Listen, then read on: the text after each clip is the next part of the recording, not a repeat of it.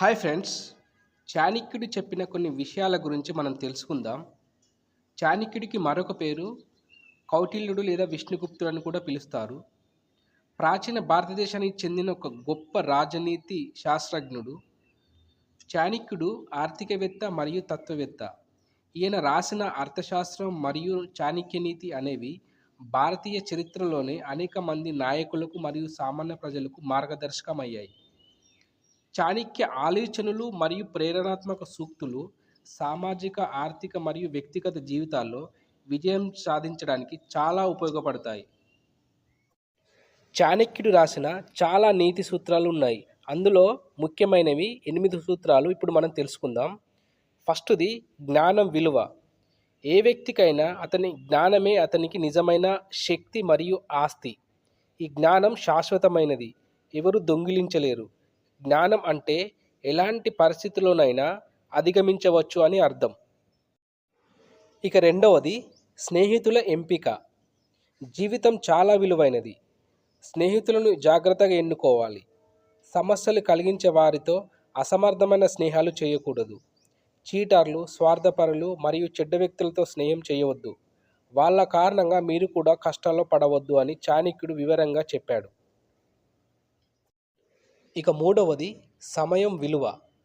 సమయాన్ని వృధా చేయడం అంటే జీవితాన్ని వృధా చేయడమే. ప్రతి క్షణం మన లక్ష్యాల సాధనకు ఉపయోగించాలి. లక్ష్యం కోసం కష్టపడడంలో సమయం ఇంధనం లాంటిది. సమయాన్ని ఎంత బాగా ఉపయోగించుకుంటే లక్ష్యం అంత తొందరగా విజయానికి దగ్గర ఉన్నట్టు. జీవితం యొక్క అర్థం, పరమార్థం, విలువ తెలిసిన వాళ్ళు సమయాన్ని ఎప్పుడూ వృధా చేయరు అని చాణక్యుల వారు వివరంగా చెప్పాడు. ఇక నాలుగవది ధనం గురించి. పేదరికాన్ని తొలగించడానికి పని చేయడం తప్పనిసరి అవసరం. ధనం మనకు అవసరం, కానీ అది మన జీవితం కాదని గుర్తించాలి. సంపాదించిన ధనాన్ని కొంత దాచిపెడితే ఆపద సమయంలో నిన్ను కాపాడుతుంది. ఒకరి మీద ఆధారపడకుండా నిన్ను రక్షిస్తుంది. సమాజంలో నీ విలువను పెంచుతుంది అని చాణక్యులు వివరించారు. ఇక ఐదవది పరమార్థం. వివేకం మరియు జ్ఞానం ఉన్నవారు ఎప్పుడూ నష్టపోరు. ఇతరులపై ఆధారపడకుండా ఉంటారు. స్వతంత్రంగా ఉండటం, స్వంత నిర్ణయాలు తీసుకోవడం, ధైర్యంగా ఉండటం. తన యొక్క మార్గం ఏంటో తెలిసిన వారు స్పష్టంగా, నిజాయితీగా కష్టపడుతూ ఆనందంగా ఉంటారు అని చాణక్యుల వారు వివరించారు. ఇక ఆరవది రహస్యాలను గోప్యంగా ఉంచడం. వయస్సు, ధనం, ఇంటి గుట్టు, మంత్రం, ఔషధం, శృంగారం, దానం, అవమానం, ఈ రహస్యాలను కాపాడుకోవడం విజ్ఞుల లక్ష్యం. మనిషి ఎప్పుడు పూర్తిగా ముక్కుసూటిగా ఉండరాదు. ఎందుకంటే ప్రవాహంలో ముందు కొట్టుకుపోయేది సూటిగా ఉండే చెట్లే, వంగిపోయే చెట్లు కాదు. పని మొదలు పెడితే ఆపవద్దు, మధ్యలో వదిలిపెట్టవద్దు. ఫలితం గురించి ఆలోచించకుండా పని పూర్తయ్యే వరకు చేయడమే గొప్ప లక్షణం. ఏది ఎలా చేయాలో ముందే నిర్ణయించుకున్న తర్వాతే ఆ పనిని ప్రారంభించాలి.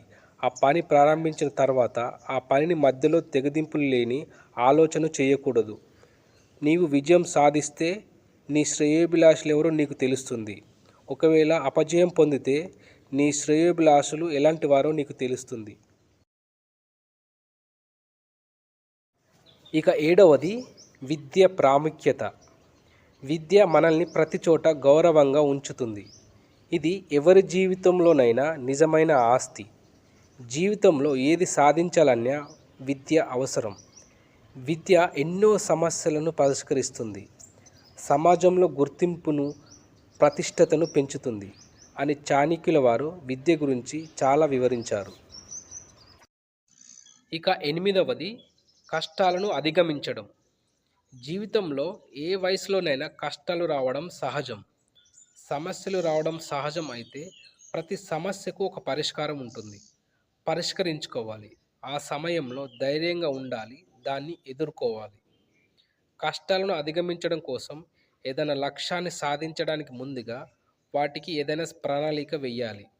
గొప్ప విజయాలు ఎప్పుడు సంకల్పంతోనే సాధ్యమవుతాయి అంటాడు చాణక్యుడు.